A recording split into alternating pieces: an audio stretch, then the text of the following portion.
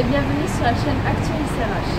Je me présente, je m'appelle Céline, j'ai 19 ans, je suis actuellement en deuxième année d'assistant manager.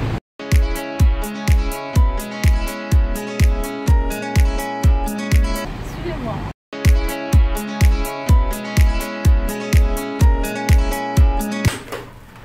Actualis, bonjour.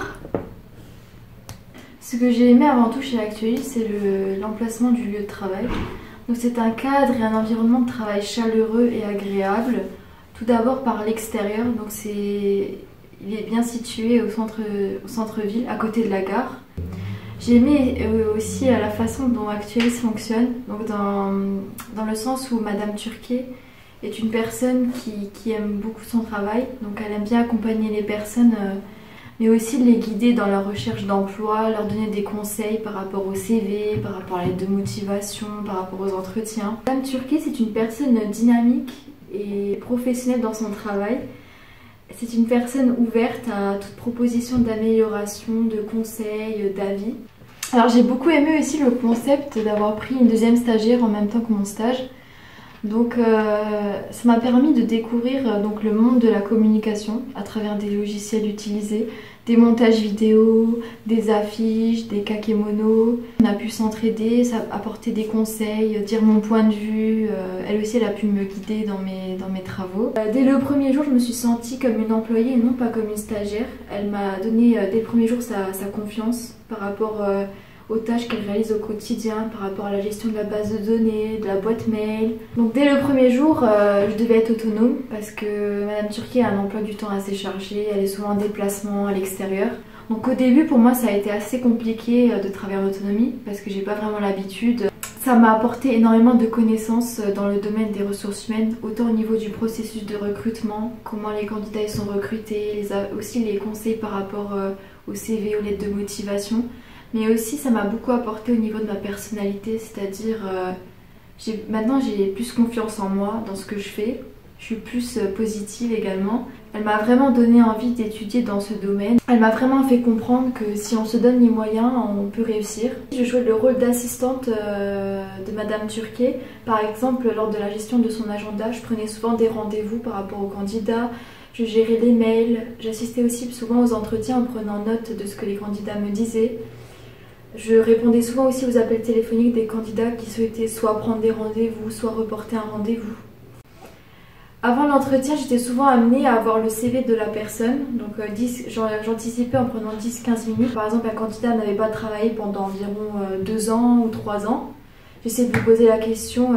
Ensuite, pendant l'entretien, au début c'était assez compliqué parce qu'il fallait à la fois écouter ce que le candidat nous disait, mais aussi prendre des notes pour ensuite faire un compte rendu. Donc après l'entretien, je faisais souvent un bilan avec Madame Turquet par rapport au candidat qu'on a reçu, les points positifs, les points négatifs. Si le candidat était accepté, donc je devais refaire son CV par rapport à la présentation qu'utilise Actualis. Et si le candidat venait à ne pas être accepté, donc on l'informait tout d'abord du fait qu'il n'était pas accepté, mais aussi on l'accompagnait dans sa recherche d'emploi. On gardait quand même son dossier ouvert si on avait d'autres propositions dans le futur qui pourraient correspondre à ses attentes. Ce qui m'a le plus surpris, c'est le nombre de personnes qui ne répondent pas aux mails. Donc par exemple, on me proposait souvent des mails pour un entretien, pour une opportunité. Et rarement on avait des retours, donc il fallait souvent relancer les candidats.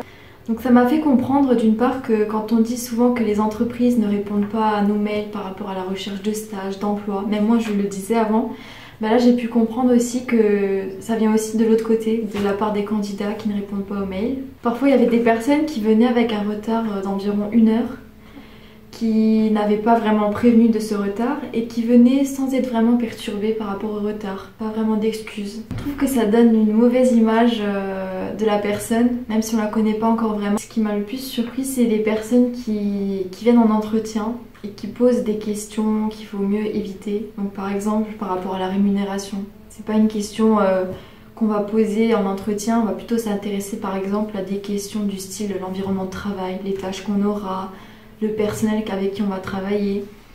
Également les personnes qui disaient, qui voulaient savoir les avantages du métier, donc c'est les avantages par rapport au contrat de travail. Il y avait aussi des personnes qui mettaient dans leur CV qui mettaient en avant leurs compétences au niveau des langues. Donc ils mettaient qu'en anglais ils parlaient super bien, qu'ils avaient un super bon niveau.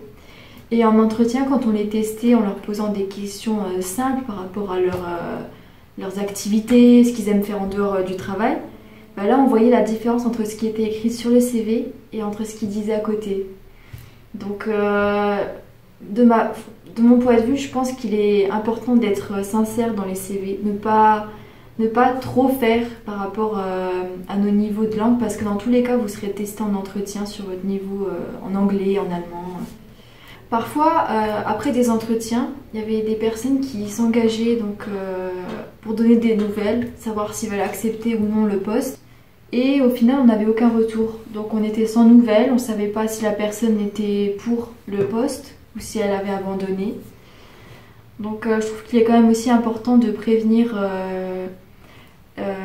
la personne qui vous a essayé de vous trouver un poste. Pour conclure, ce stage il m'a beaucoup apporté au niveau de mes connaissances, au niveau de ma personnalité. Ça m'a beaucoup apporté une expérience professionnelle mais aussi personnelle. Surtout, ça m'a vraiment permis de savoir que je veux vraiment continuer mes études dans ce domaine. Merci de m'avoir écouté et surtout n'hésitez pas à vous abonner sur notre chaîne YouTube Actualise RH et à nous suivre sur Twitter, Facebook, LinkedIn. À très vite!